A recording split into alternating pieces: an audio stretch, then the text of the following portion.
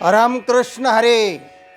सज्जन हो, आज आपणापुढे कोणाबरोबर कसे वागावे या संदर्भामध्ये व्हिडिओ सादर करत आहोत. कृतघ्ने नास्ति निष्कृतिः दंडम अर्हन्ति अधार्मिकाः. वागण्याच्या अनेक प्रकारामध्ये ज्या काही चुकीच्या गोष्टी घडतात ना, त्या सगळ्या चुकीच्या गोष्टीला प्रायश्चित्त आहे आणि ते प्रायश्चित्त केलं की ते सगळं पाप धुवून जातं. आणि एक असं पंचमहापातक आहे, त्यातलं एक पातक असं आहे, सहावं पातक, की कृतघ्न माणसं जी आहेत ना, त्याला मात्र कुठलंही प्रायश्चित्त सांगितलेलं नाही. त्याला मात्र दंडम अर्हन्ति अधार्मिकाः, त्याला देहांत प्रायश्चित्ताची शिक्षा ठोठवायला लागते असं शास्त्र म्हणतं. तेव्हा उपकारकर्त्यावर अपकार करू नये आणि सर्व पर्याय संपल्यावर साम दाम दंड भेद आणि मगच त्याला कायद्याच्या दृष्टीने किंवा धर्मशास्त्राच्या दृष्टीने शिक्षा ठोठावली जावी, असा हा व्हिडिओचा आजचा भाग आहे. म्हणजे ज्याने उपकार केलेत तर त्याच्यावर कृतघ्न होऊ नका, अपकार करू नका. असा दृष्टांत पाहूया आपण. एक तपस्वी साधू गावाच्या बाहेर अरतीर जनसंसदीही, भगवद्गीता सांगते, जे साधू खरेखुरे असतात ते फार लोकात राहत नाहीत.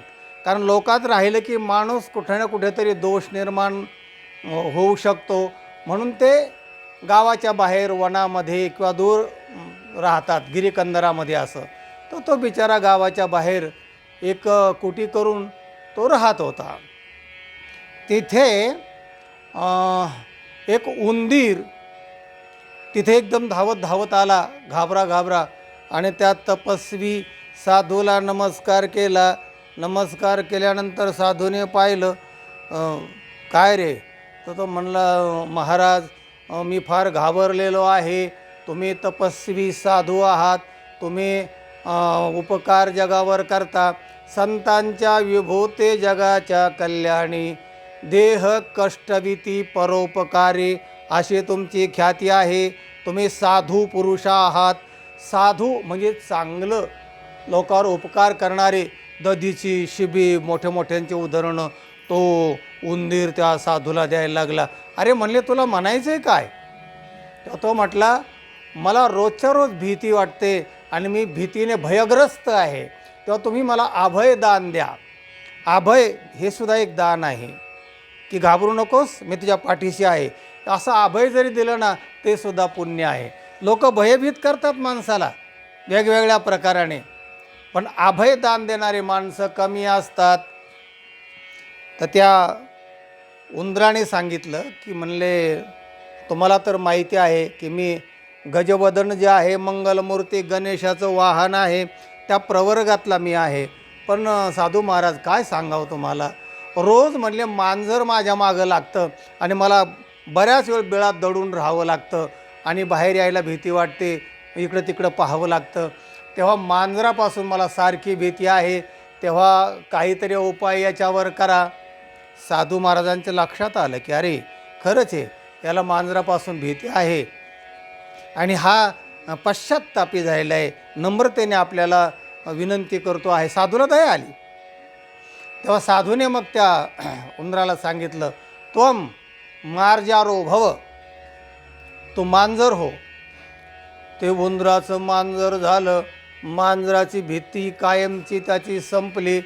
संपल्यानंतर पुढे अशी घटना होऊ लागली की त्या मांजराच्या पाठीमागं जे भटके कुत्रे असतात ना, कुत्रे लागायचे. त्या मांजराला पुन्हा इकडं तिकडं पळावं लागायचं, भ्यायचं मांजर, हे जायचं तिकडं. ते मांजर पुन्हा साधूकडे आलं, म्हणले, महाराज, मला कुत्र्यापासून फार भीती आहे, सगळे कुत्रे मागं लागतात, वाव वाव वाव केलं की मी घाबरतो.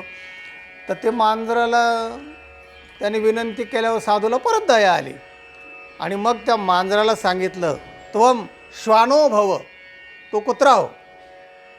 ते मांजर कुत्रं झालं. मग ते काय कुत्र्याच्या रूपामध्ये आपल्या गल्ले में कुत्ता भी शेर होता असं वागायला लागलं. तेव्हा काही दिवसाने त्या मांजर जे होतं त्याच्या पाठीमागे एक कुत्रं लागायचं.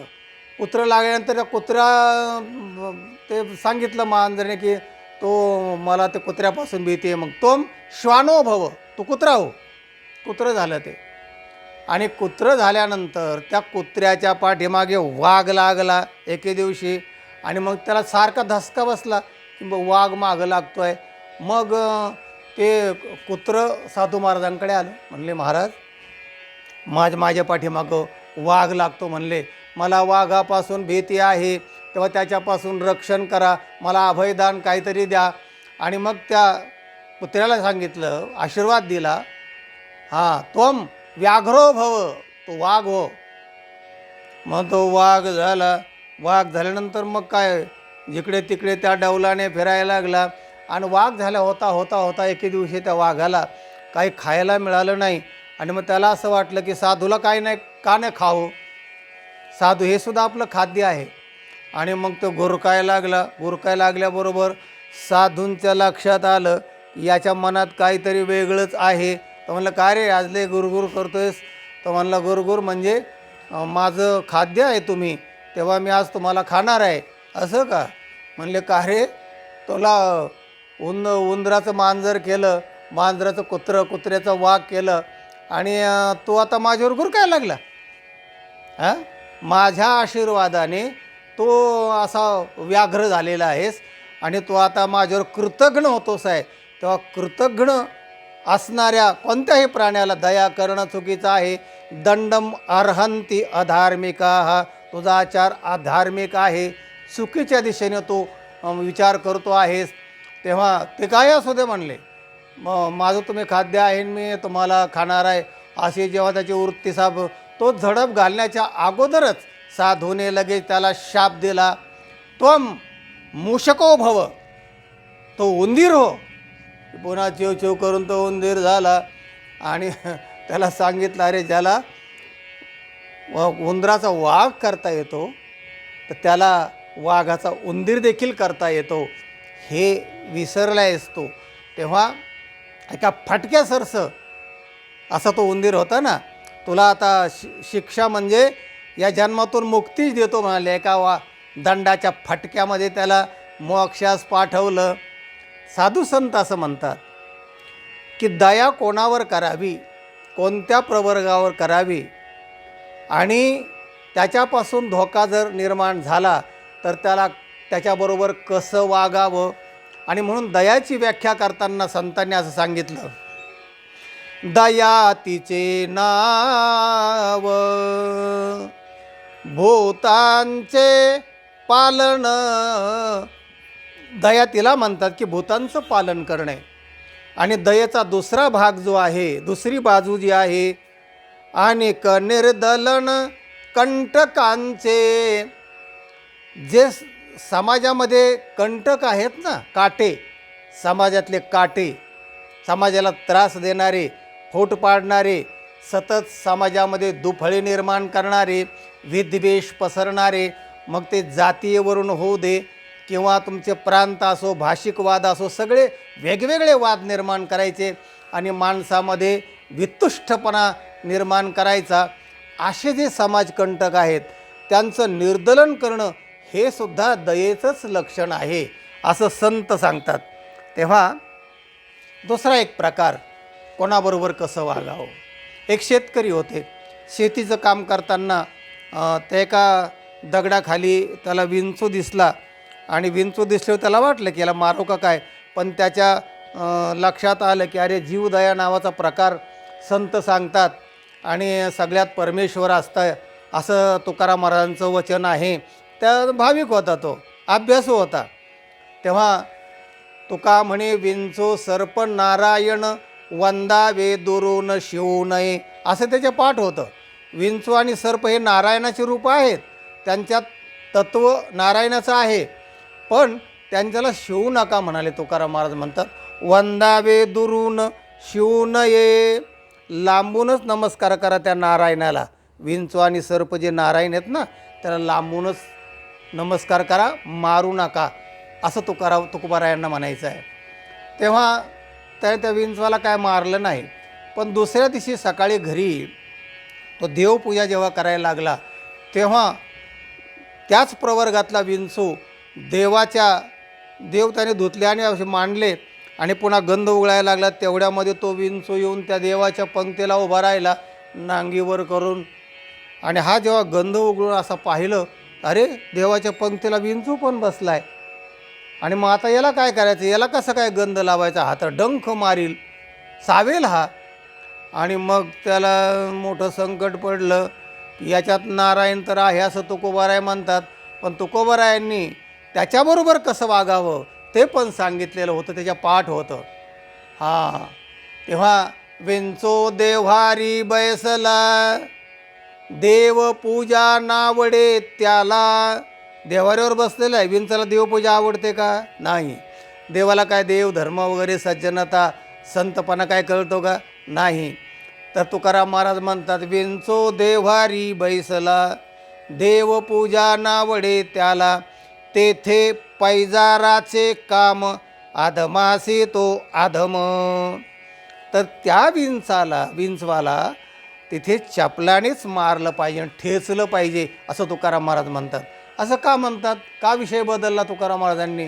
तर तो विंचू जेव्हा त्याच्या जागेवर होता, रानामध्ये दगडात तिकडे राहणार, त्याची ती जागा आहे. हां, तो सोडून जेव्हा घरामध्ये, मानवी वस्तीमध्ये, अगदी घरामध्ये, आणि ते बी देव्हाऱ्यामध्ये येऊन जेव्हा तो आपलं स्थान करू पाहतो आहे, अशा वेळी मात्र त्याला अशाच पद्धतीने वागलं पाहिजे, असं संतच सांगतात. दुसरे एक प्रमाण महाराजांचं फार मार्मिक आहे. पायासी झाला नारू, तेथे नचले कापरू, तेथे बिबव्याचे काम, आधमासी तो आधम. पायाला जर नारू झाला तर तिथे कापूर लावून काय उपयोग नाही म्हणाले, तिथे बिबवाच ठेचला पाहिजे, बिबव्याचं तेलच घातलं पाहिजे, त्याच्याशिवाय त्यातला आतले जंतू मरत नाही. तेथे बिबव्याचे काम, आधमासी ते आधम. तेव्हा हे लक्षात घ्या, कोणाशी कसे वागावे, कोणाबरोबर कसे वागावे, आजचा हा आपला महत्त्वाचा व्हिडिओचा भाग आहे. आरेचे उत्तर कारे येत असते, लक्षात घ्या. आहोचे उत्तर काहो असं येतं. नाही निर्मळ जीवन काय करेल साबन, तैसे चित्त शुद्ध नाही त्यासे बोध करेल काही. जे निर्बुद्ध आहेत, पापी आहेत, दुष्ट आहेत, चांडाळ आहेत, ह्या लोकांना निर्मळ करणं फार अवघड आहे. त्यांच्याबरोबर तशाच पद्धतीने वागा, असं अभंगात म्हणतात. नाही निर्मळ जीवन काय करील साबण, तैसे चित्त शुद्ध नाही त्यासी बोध करील काही. त्यांना बोध करणंसुद्धा बरोबर नाही. त्यांना त्यांच्या पद्धतीने वागून त्यांना तसं पुढे न्या, तसं त्यांच्याबरोबर वागा, असा या व्हिडिओचा तात्पर्य अर्थ आहे. किती महत्त्वाचा व्हिडिओ आहे, किती आचार संतांनी सांगितलेले आहेत, धर्मशास्त्र काय म्हणतं, हे सगळा विचार, शांतीचे लक्षण काय, दया म्हणजे नेमकं काय, याच्या व्याख्या काय, हा सगळा सार तुमच्या पुढे मांडण्याचा प्रयत्न केलेला आहे. हा व्हिडिओ इतरांना पाठवा, लाईक करा आणि चॅनलला सबस्क्राईब करा. रामकृष्ण हरी.